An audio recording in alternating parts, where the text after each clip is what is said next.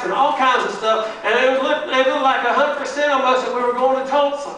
And then in the last night of a revival, the evangelist said, Tracy Stone said, the first 10 people that get up here, you're going to get what you're asking for. And I had a big decision, a big question on what to do. And my heart was, my desire was to take off and go to Tulsa and start fresh.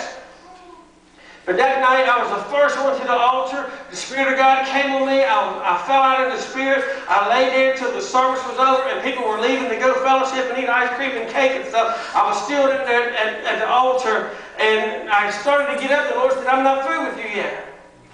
So I went back into one of the classrooms and I just began to pray. I laid down with my Bible and began to pray.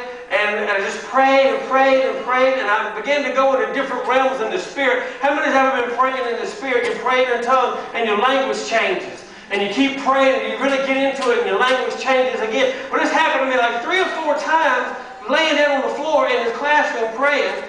And I got up thinking I was done, and the Lord said, no, I'm not finished yet. He said, go into the nursery, open your Bible, put it on your chest, and pray. So I did what the Lord said. I laid on the floor, I opened my Bible, and I put it on my chest, and I just began to pray. And after some period of time, I don't know how long it was, He